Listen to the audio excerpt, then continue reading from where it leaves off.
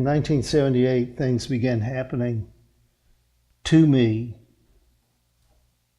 that I didn't really understand, but I recognized that God was in it. So invitations began to come locally at first, Montgomery Church, and invitations began to come, and I began to keep those appointments and talk to people, Seventh-day Adventist people, about Daniel and Revelation. And of course, you have an audience in front of you, sometimes 200-300 people in front of you, and they already have preconceived opinions and ideas because that's what they've been taught. That's the way they've been taught for virtually all their lives. And I found myself trying to pull people from where they were further along in time, further along in prophecy, further along in an understanding. There are always those who resist and kick and buck and refuse. That's human nature. But there are always a few in the group, in the audience. There are always a few who begin to see. The light begins to break through, and they begin to see and understand that the prophecies of Daniel and Revelation have a much larger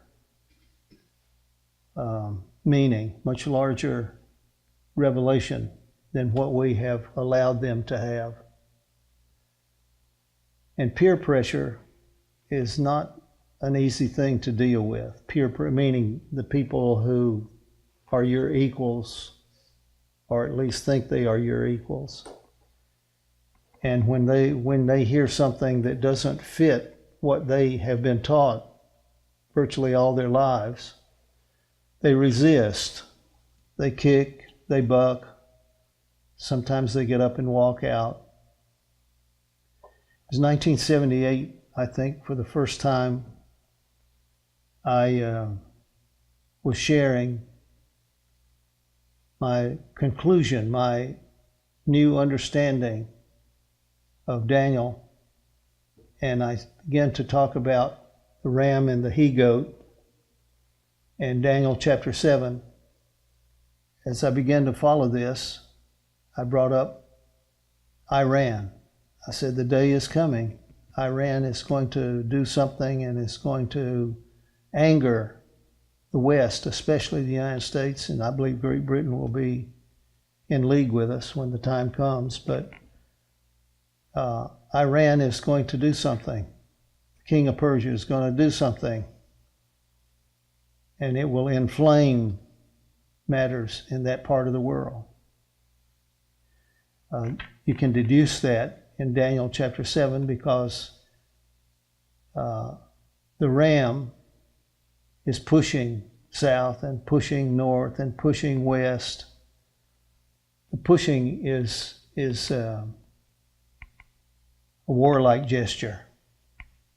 So I'm in Daniel chapter 7 for a minute, and I want to get you there, and let's look at 2 or 3 verses at the beginning of the chapter to get our feet into this discussion one more time. Daniel chapter 7. It's the first year of Belshazzar, king of Babylon, that Daniel had this dream and visions. So Daniel chapter 7 is not a vision that was given to Belshazzar. It's not a dream that was given to someone else. This is a vision and a dream that was given to Daniel. The name Belshazzar tells us that this vision is given to Daniel all virtually at the end of the Babylonian Empire, because Belshazzar is the last king. He's of Babylon. He's the one that sees the handwriting on the wall. This day is your kingdom taken from you and divided, given to the Medes and the Persians. So I'm in verses 1, 2, and 3. It's the first year of Belshazzar, king of Babylon, that Daniel had the dream and visions. And he wrote them down, and he wrote the dream, told the sum of the matters. In other words, he is describing in his writing down what it means as far as he's concerned and what he sees in his vision and dream. In verse 2, Daniel spoke and said, I saw in my vision by night, and behold, the four winds of the heavens strove upon the great sea.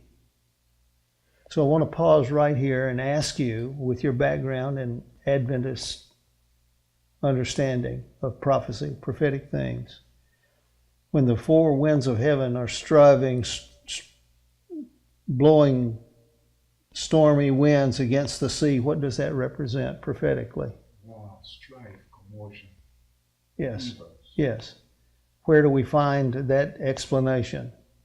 Where is Scripture for that explanation? You'll find it in Revelation 17. And the angel is speaking to John, not Daniel, but it's a follow-up on Daniel's visions. It's an enlargement on Daniel's visions. And the angel says, the winds are, the four winds of heaven are war and strife and trouble. That's where we are in verse 2. I saw in my vision by night the four winds of heaven strove upon the great sea. There's a fierce storm going on. It's not just a storm. We might call it a hurricane. Verse 3, and four great beasts came up from the sea, diverse one from another. Now that's where we pause, because you're all familiar with what follows here. And that's good. You know, I've been several months trying to deal with this Parkinson's business. And it's really been difficult. Not because I'm in physical pain, but because I'm in brain pain. I find it very difficult to use my memory bank the way I have used it all my life. I have a semi-photographic memory. But it ain't working very well right now. And so when I'm praying and talking to the Lord about it, I say, Lord, I don't understand. Maybe my work is done. Maybe my time is over. And if so, so be it. But I got to hear it straight from you. Yes, no, no maybes. I need a yes or a no. And so I've gone weeks and no answers, and months and no answers. And I keep praying, Lord, what is this all about?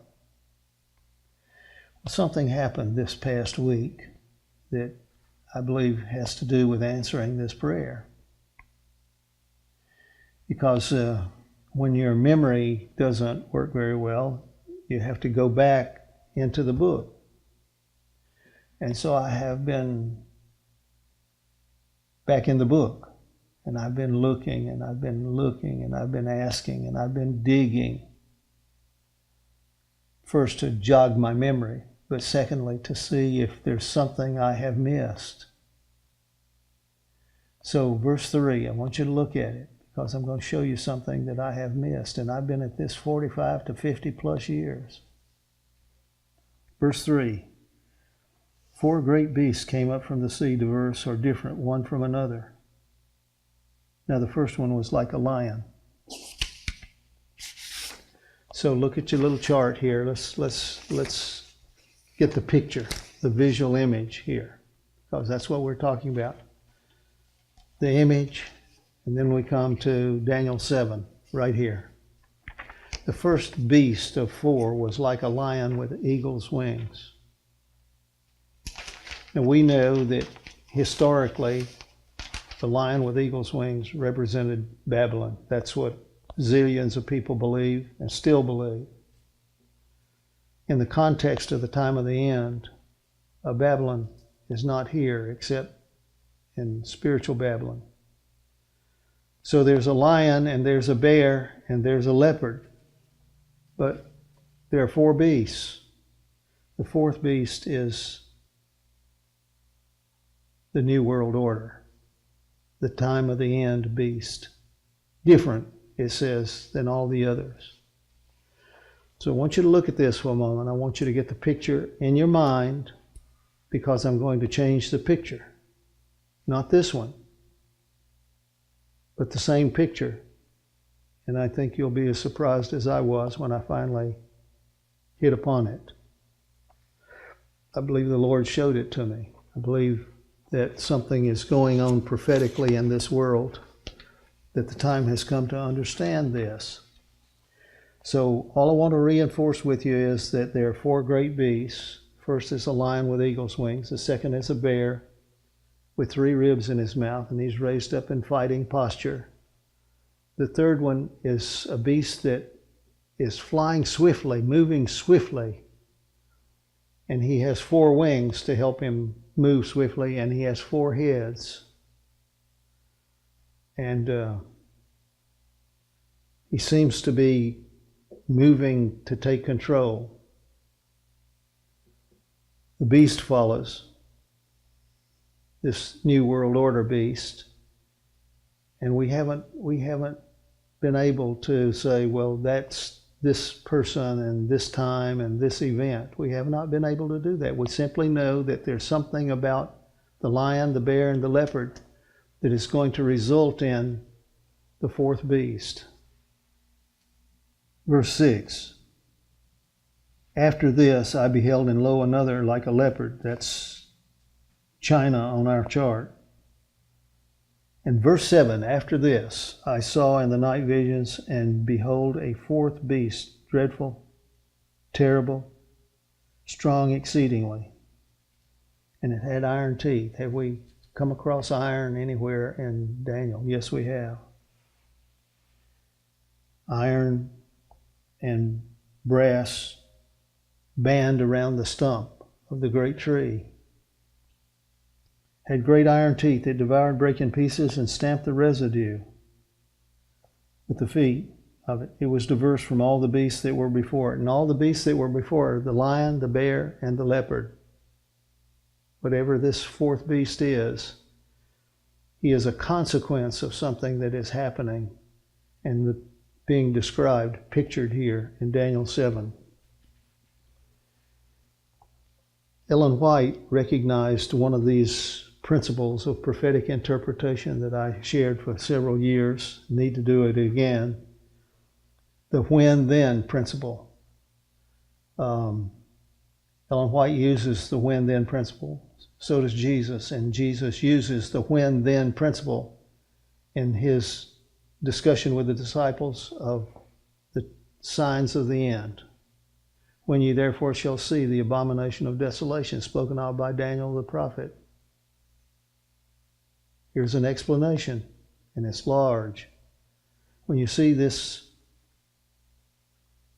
you can know that it's near, that the time is near, even at the doors. As a matter of fact, by the time you get to verse 8 in Matthew 24, it says, all these signs that we're going to talk about here in a minute, all these signs say that it's the time of sorrows has come. So something is ahead for the people of Scripture, the people of the book, the people of God. Something is ahead when this lion is humbled and this bear rises and this leopard moves swiftly to a position of power. Lion, bear, leopard, 4th beast, diverse. Now I want you to go to Revelation 13. We're going to meet all these guys again, but you're going to be surprised. Revelation 13. Chapter 13. The famous beast chapter. So John says something very similar to what Daniel said. 4 winds of heaven strove upon the great sea. Here we are. Here's the sea again. I stood upon the sand of the sea. Verse 1, I saw a beast rising out of the sea. A beast singular. A beast rising up out of the sea, having 7 heads and 10 horns.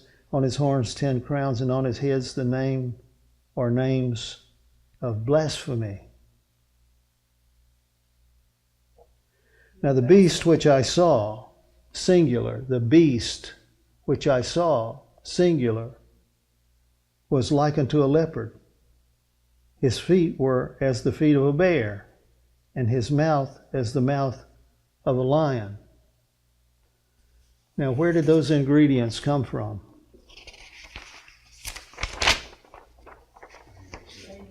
It starts in Daniel with lion, bear, and leopard, and beast. In Revelation, it starts with beast, and leopard, and bear, and lion last. Something has happened to reverse the order. So let me do this on the board, get a visual image.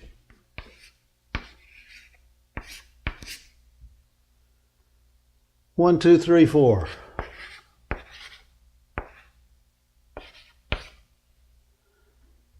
When we get over here to Revelation 13, this whole picture is changed. The beast becomes number one, not number four.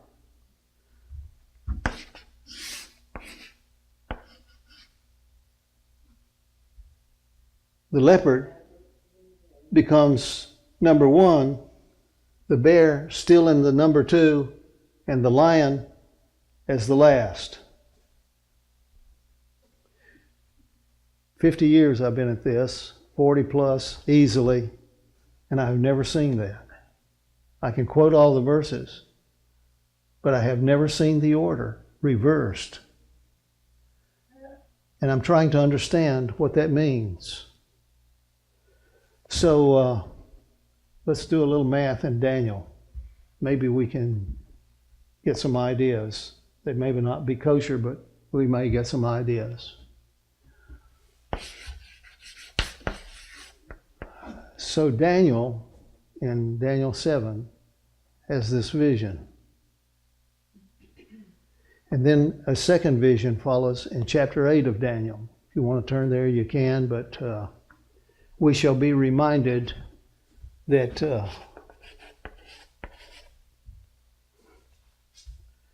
2,300 days can be divided into two parts, 1,260, because Daniel 8 is about the 1,260.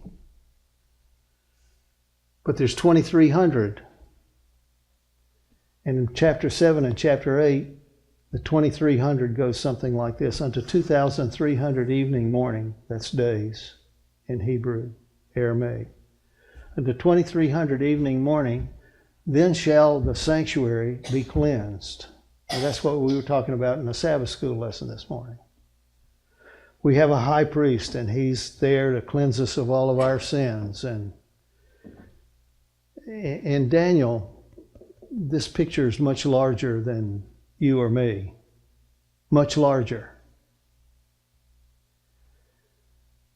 Dr. Cottrell is the one who confirmed in my own thinking, my own thinking and study, I saw that Daniel 7:14, is it 7 or 8? 7:14, that cleansing the sanctuary, 8:14, cleansing the sanctuary was the sanctuary in heaven. That's the Adventist position. A lot of Christians believe it's talking about the sanctuary in heaven. The Adventists had a little different take on that. They said it's in heaven, but it starts in October 22 of 1844.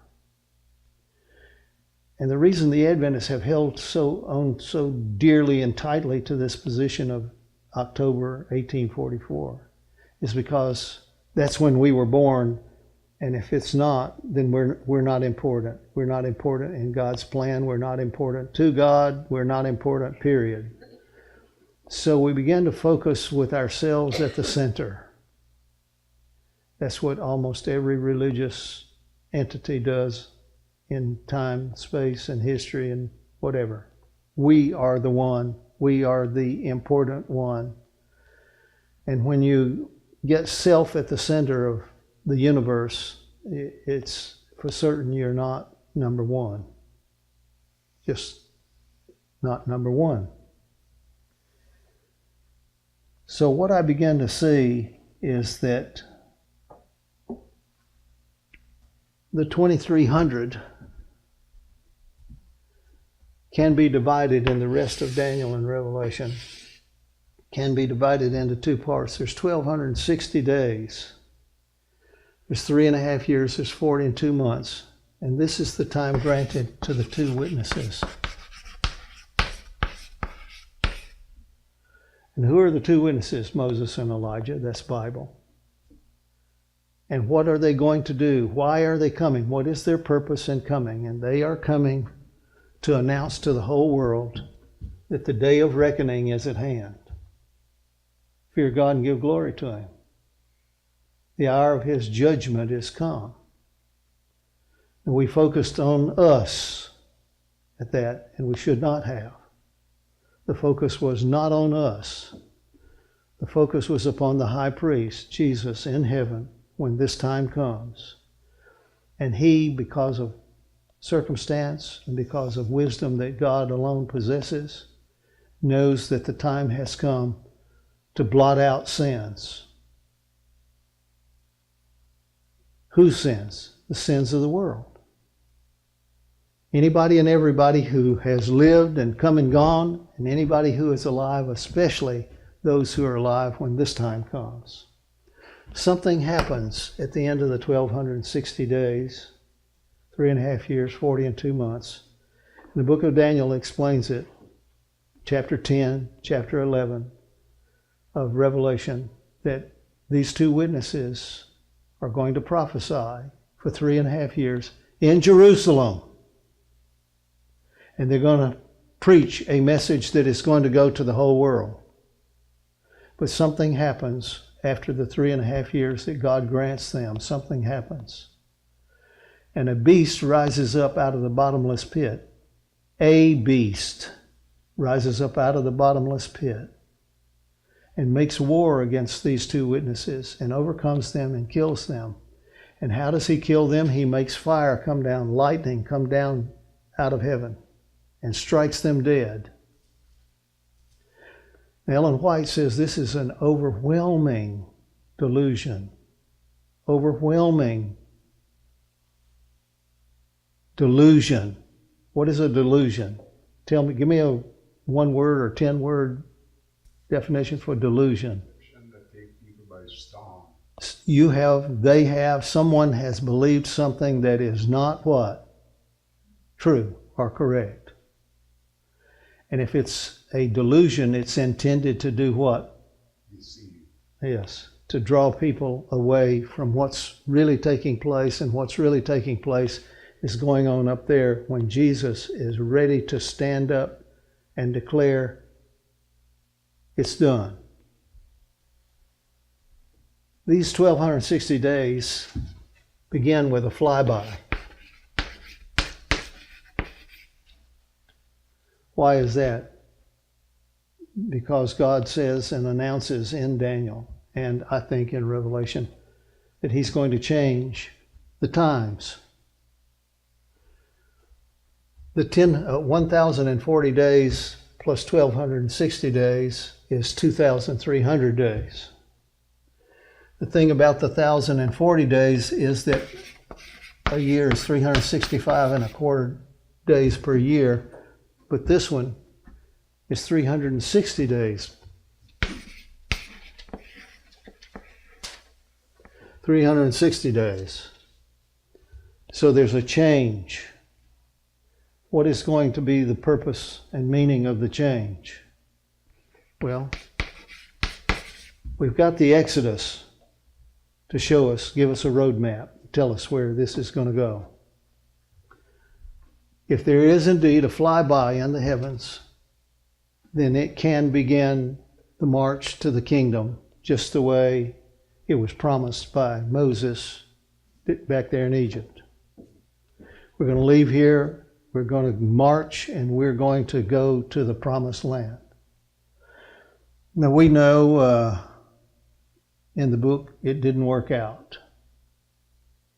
Was God surprised it didn't work out? No, I don't think so. I think God knew that it would not work out, not because it was an evil plan, but because sin distorts, sin confuses, sin changes. And so if we look at Passover again, now the sanctuary times begin to make sense. There's a close of probation. That's when the high priest stands up and announces and pronounces it's done. What is it that's done? Now, this is my view, and I want to qualify it and tell you it's my view. I believe that at the instant of creation, everything in the universe that we're part of was fixed. I don't believe there was anything following that moment, that instant of creation, God speaking, pronouncing. I don't believe there was anything that has since taken God by surprise or ever will take God by surprise. He knows the end from the beginning, and he says, this is how I can prove to you that I am the true God, because I can tell you the end from the beginning. If he can tell you the end from the beginning, he had to know the end from the beginning. God is not being taken by surprise. We may be, zillions may be, but not God. God knows, according to the laws of creation, that time is granted at creation. In the commands of God, time is granted. Now, if sin had not come into this picture, you and I would have been born at whatever time, under much better circumstances than we find ourselves in now. But it didn't happen that way. At the flood, Ellen White says that even the devil thought his time had come. Whatever the flood was and whatever caused the flood, I believe it was a near miss or a hit and a near miss by objects in the heavens that brought the flood of waters upon the earth. Now the question is, did God step into the picture? And I believe he did. How did God step into the picture to save human beings from being wiped out on the planet at the time of the flood? God called a man. God said, and he called Noah. And he gave Noah instructions. If Noah hadn't followed the instructions, you and I wouldn't be here. Right. I believe that this earth has faced 2 or 3 major disasters in past or prophetic history or ancient history, whatever you want to say. I believe we have faced virtual destruction of all life on the planet, but God has stepped in. As best we can reason, between 400 and 500 years after the flood, there was a follow-up event, cosmic event, in the days of Peleg. And whatever that cosmic event was, some object with a mass great enough to come near the earth divided the continents by earthquake. The end of time is when the next or the last object comes. And this one that's coming is going to devastate the surface of the earth, all living things on the earth. And unless God comes before the time and at the time, and unless God totally intervenes in behalf of living things on this rock, nothing is going to survive. But Jesus comes and calls, shouts from heaven, and there is a resurrection that begins to take place. Now, if I'm not in that first resurrection, if I'm not in it in the first resurrection, that means I'm going to be asleep, dead, knowing nothing until the 1,000 years are past. So will I know that I'm lost? I may say yes to that if I see Jesus coming and I hear voices that Ellen White describes that will be heard in the heavens, too late, too late, too late. That would be a fearful thing to hear and still be alive, even if it's only for a few more hours or a few more days. It's not something you want to hear. Certainly, I don't want to hear it. But if I'm killed by events taking place in this final prophetic time, if I die in here and I'm lost, I'm not going to know of the passage of time. I will not know anything or anybody, and won't read any clock or calendar until the 1,000 years have passed. The next thing I'm going to know when I wake up is, there's the city, there's people I recognize inside the city, and I'm outside. I don't want to hear that, don't want to see that, don't want to plan for that. What happens on day 1260 according to Daniel in Revelation? Something happens on day 1260. What is it? And when they shall have finished their testimony, that's the two witnesses, a beast out of the bottomless pit, which I believe is Satan himself, is going to come and say, I am God, these are evil witnesses, and I will prove it to you. And he makes fire come down out of heaven. It says 2 or 3 times in Revelation, he has the power to deceive the nations. So why would he specifically want to murder the two witnesses? Because they are preaching to the whole world against Satan. They are unmasking Satan. And so his plan, his will, is to get rid of them. Now, I submit to you that when Ellen White talks about a close of probation, I don't think she understands that it's day 1260. It doesn't matter. There's something that happens right here when the two witnesses are put to death. You can read about it in Revelation 10 and 11. The two witnesses are put to death. Now, what is this thing about two witnesses? Two witnesses are not supposed to be put to death. They are supposed to make a decision, reveal evidence that will put the guilty to death. Not the witnesses, but the guilty. So Satan is going to turn the Word of God backward. He's going to twist it. He's going to turn it into, you are liars and I'm going to prove it to you. I'm going to make fire come down out of heaven. And you, Elijah, you know better. You know what the story was. The story was Elijah prayed and fire came down and the wicked were destroyed. So the fire is going to be reversed this time in prophecy. Ellen White says this is an overwhelming or overmastering delusion.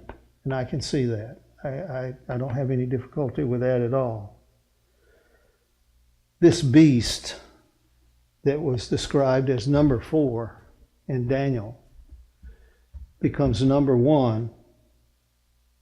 I saw a beast rise up out of the sea. He had.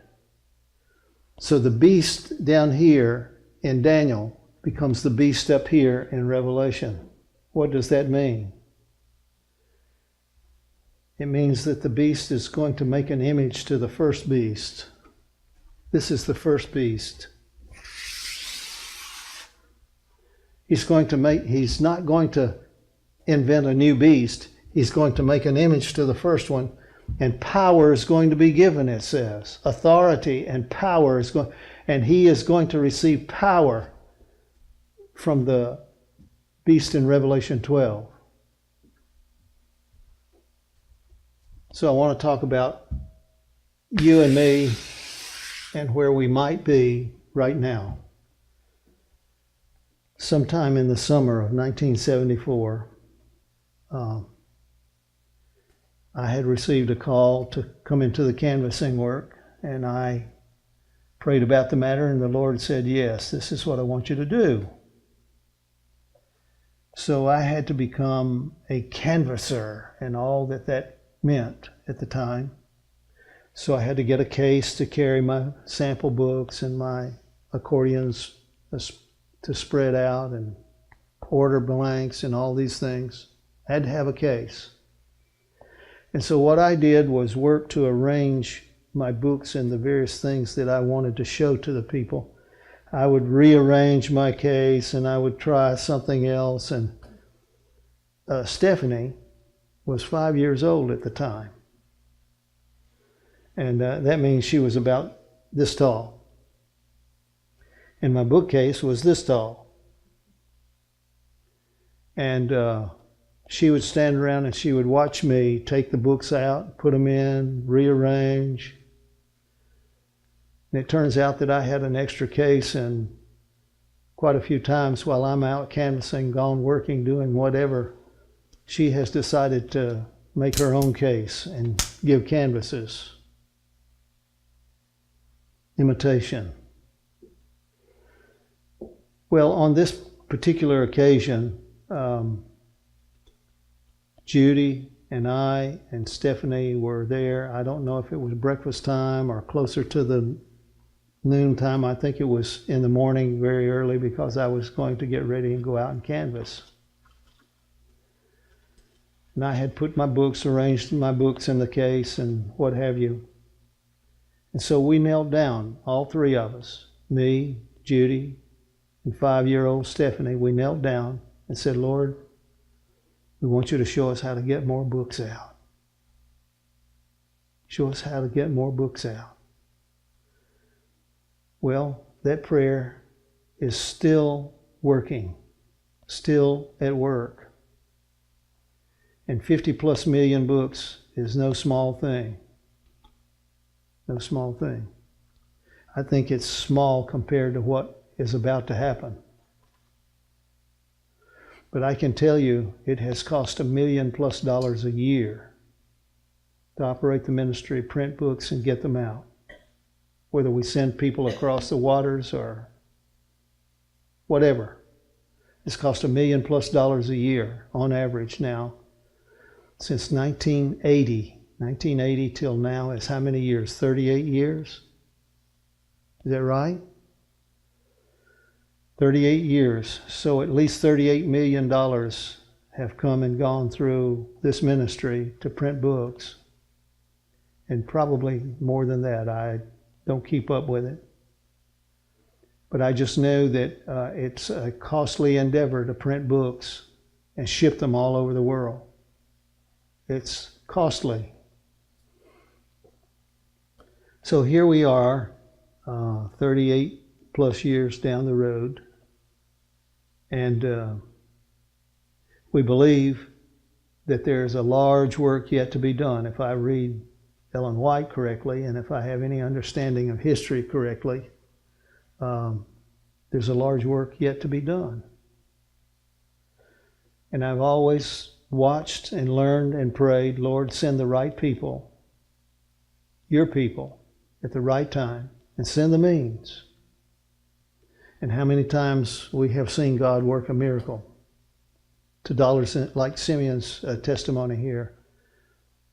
Just I need, I'm at the bank, just the funds that I need, I just got back in my income tax. Just what I need. No. What God could foresee and intend and prepare and do. Before you call, I will answer. I believe there are answers coming our direction. Our meaning this ministry. I believe there are answers coming this direction. And it's very difficult for me to wait and wait and wait and wait, and I complain and I tell the Lord I'm not happy at all, because just at the time we may have the means and the opportunity to do this work, I'm being pressed down, I'm being pushed down, I'm being troubled by the enemy. And my wife, we've been under attack. Judy and I have been under attack for a long time, but it's gotten personal now. And the enemy is trying to stop us. Well, the work can go on without us, but for some reason, God has not moved us out of the picture. And I'm wondering what this global currency reset is all about, and I believe that's exactly what Ellen White was talking about in Testimonies to Ministers. There will be a change in the circulating currency. It is not of the devising of God. It is one of Satan's deceptions for the last days. Now, this is where I want to get to your head and your heart. If we see a change in the circulating currency, what time can we know has come? The last what? The last days. That's when this is going to be. That's when it's going to take place. I believe it's in the works for many reasons that I don't need to get into. But I believe this is on the way. We're not in early spring now. We're in springtime, but going into summer. And if anything was going to happen or is going to happen with regards to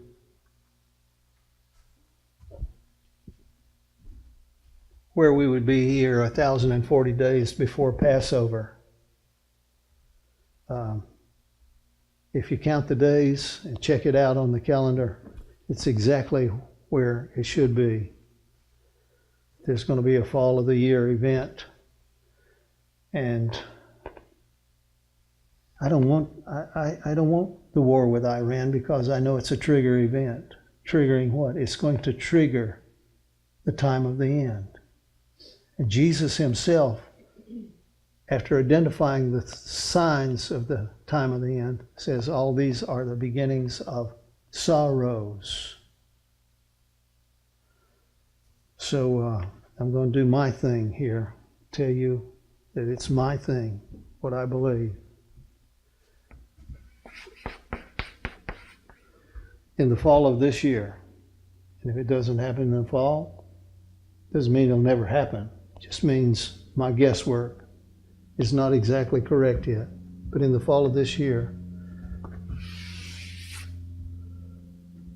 we could have the ram versus the goat.